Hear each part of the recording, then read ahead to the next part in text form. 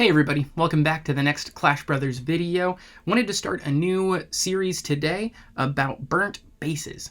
When you're attacking in Legends League, like a lot of us do, you'll come across some similar bases, whether they're internet bases that are posted or just ones that have been around for a while. And I figured it could be helpful whenever we come across them, in my daily play, to be able to upload it to this channel so that we can know how to 3-star these common internet bases.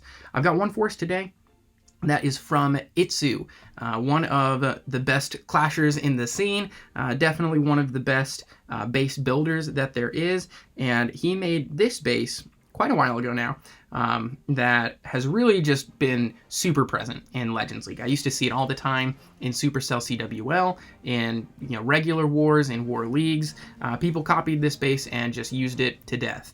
And so hopefully you already know how to triple it, but in case you don't, I came across it the other day, got a 3-star on it, and wanted to share it with you. Now this isn't a war. This isn't CWL, and so we're not going to have this perfectly crafted army against this base. We're taking the army that we typically bring into Legends, which for me is the hybrid, which I in the meta right now, I would recommend for anybody who's trying to push in Legends League. The hybrid is just so versatile, really good against ring bases, really good against a lot of these internet bases, and even against bases that are designed against hybrid. You can still almost always get a pretty safe 2-star against it. So when I saw this base at first, several months ago, I would attack it from the top side almost all the time. You can see how much value there is in terms of defenses on the top side here. The Eagle being huge, the Warden being some good value, Champion and the Queen, both scatter shots, really just a lot of good value. And so if you can get some good wall breaks in, it seems like a pretty good idea, but almost every single time the attack would come short. It's difficult if you're attacking from the top to be able to funnel on the opposite side very well. You're saving the Town Hall for closer to the end of the attack, and that's always a little bit risky. And then the Clan Castle, you're not going to pull it if you attack from the top until your Queen breaks through 3 layers of walls, which in a lot of Queen walks is a little unrealistic. If you are Queen walking from up there, you'll want to drop your army sooner than it would take for her to get through those 3 layers of walls. And it's deceptively strong up at the top. The Warden especially packs a stronger punch than I usually give him credit for, at least, and really can be negative to a Queen walk. And so with 2 Expos targeting the Queen, she'll probably take out that Archer Tower first if you're attacking from this 11 o'clock side. So at least 1 Archer Tower will be focusing in on her. Some champions, the Queen and Champion, and then the scatter shot, maybe even the second scatter shot, depending on where you're coming from. All of these things targeting her at once can make it pretty difficult, and then, like I said, it's tough to funnel as well. And so the more I've attacked this base, all of the friendly challenges that I ran against it, I've had a lot more luck attacking this bottom island. It's got these 3 islands with single target infernos. Occasionally they'll be multi, but usually they're single target in the current meta. I have a lot more luck when I attack from the bottom. You can see there's not a ton of value around the Town Hall, but the Town Hall itself is pretty good value. The King, 2 Archer Towers and a cannon are in that compartment. Some cannons would be able to target her as well, maybe if you Queen walk from the south side. But the biggest thing is that she'll be able to pull the Clan Castle sooner. She'll get into the Town Hall, get that 1-star, which is always really important, and then pull the Clan Castle. And then it's pretty easy to funnel. With a hybrid, I usually funnel with a King and Barrack combination. If there are walls as well where you're trying to funnel, like on ring bases, there will always be walls on the opposite corner. I drop the Champion as well so that she can jump over those walls, take out some defenses, get a deeper funnel into it.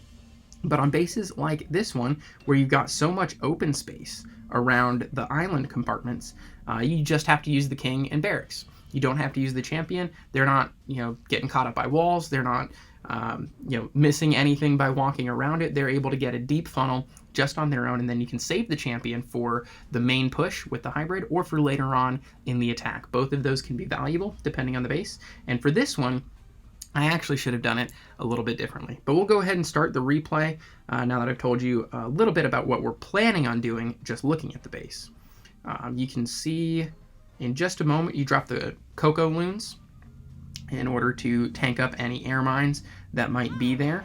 I just dropped the 1, and then I make the mistake of dropping 4 or 5 of my wall breakers at once. You should always drop 1 wall breaker, see if there are any bombs, which you can tell right there, there's a bomb. And if you don't check for it, it will kill your wall breakers.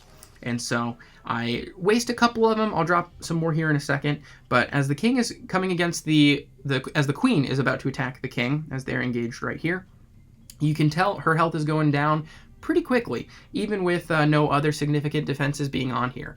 You'll almost always lose the queen. She'll use her ability if she's attacking the king. They're pretty evenly matched in a one-on-one fight. And so you need to use a rage, or in this case, I like to save the rage, use the freeze if there's not a lot of other defenses that are attacking her. So I use the freeze, she heals back up, takes the king out almost throughout the duration of the freeze. And then I drop a couple more wall breakers and get through. I should have saved a few, but it ultimately doesn't matter by the end of this attack. I use the rage as she encounters the town hall just to speed up that process. It's the highest hit point building in the game. I want to make sure that that's a little bit faster, and I know that she's coming into a lot of damage. A lot of defenses are targeting her, and those healers, even though she walks out of the rage, the healers are staying in the rage. Now at this point, about a minute into the attack, you can see I've dropped the king and the P.E.K.K.A. as well to funnel on the other side. The champion's not with them, like I mentioned. And I did it a little bit early. I like to wait for the queen walk to develop a little bit more typically. Especially, I like to wait for her to pull the clan castle. But in this instance, you can see the king and the siege barracks, they're nowhere close to pulling the clan castle.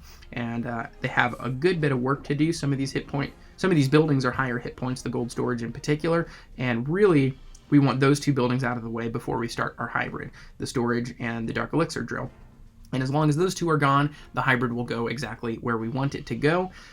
But, in order to do that, they attack a little bit slow, the king and the P.E.K.K.A., and so we dropped them a little bit early. And now we just let it develop for another second. She's about to get into this single target inferno, so we're hovering over our freeze and getting ready for that. We drop the rage, actually, as the sweeper is engaging the healers. We want to make sure that the healers can bounce back to the queen pretty quickly. As the clan castle's pulled, we drop the poison over it, and then we also drop the freeze. And that's probably the most important part of this attack, is freezing the clan castle troops. If your queen is being targeted by a single target inferno, which she actually managed to take down, but usually she's still attacking it while the clan castle is coming closer. You want to freeze the clan castle so that she takes out the single target inferno before focusing on the clan castle troops. If she focuses on those troops while a single target is dealing damage to her, then you either need more free spells or you'll lose her ability. But now that we know that the clan castle is out, that they're targeting her, now that that storage is almost gone and everything else has been funneled away, we're good to go to drop our hybrid.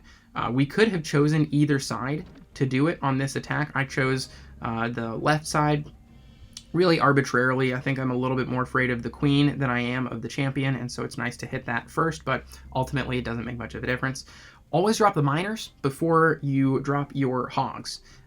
Drop the warden after the miners and give them a chance to work. The hogs are going to run forward, especially when there were those storages that the miners were attacking. And so you want to keep your army together as long as you can. Drop the hogs, then the warden, give it a second, then the hog. Or the miners, then the warden, give it a second, then the hogs. Use a heal as they're getting into the base, and then the warden ability as they're being targeted by the champion. 2 scatter shots, the eagle artillery, some expos, just great warden value at that point. And then dropping a heal for that backside of it. Probably not the best value on that heal, to be honest. The champion walks up top, and with this third heal, you can see that the army is pretty split at this point. There are a lot of hogs moving in towards the top side, and then most of the miners are here at the bottom side. I have my queen ability left, and the queen is down here. And so I want to use that heal for the smaller pack up top, just like that, to give them a little bit more power to work through, because even though probably more of the army is here on the bottom side, I know that the queen is going to take care of it either way. And while this isn't the strongest triple, there's not a ton of troops left alive at the end. The pack at the top ends up dying out. The pack at the bottom is big enough. The queen still has her ability, didn't even have to use it. It's just a matter of time. She walks up and takes out the rest of the base. If I had a do-over, and what I will do in future attacks is to save the champion and drop her here at the 12 o'clock side, probably, once the hybrid is starting to get along. And that way she is complementing the hybrid as opposed to just running along with it. That'll prevent the split from being quite so bad. and probably lead to a stronger triple. But especially with these common legend bases, these internet bases, there's more than one way to skin a cat. There's more than one ways to triple this base. If you've got a replay of you tripling it with a different army, or if you would have attacked it from a different angle, feel free to let me know down in the comments.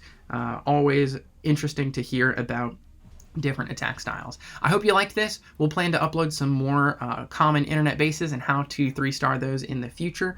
But until next time, this is Clash Bros, and we'll see you later.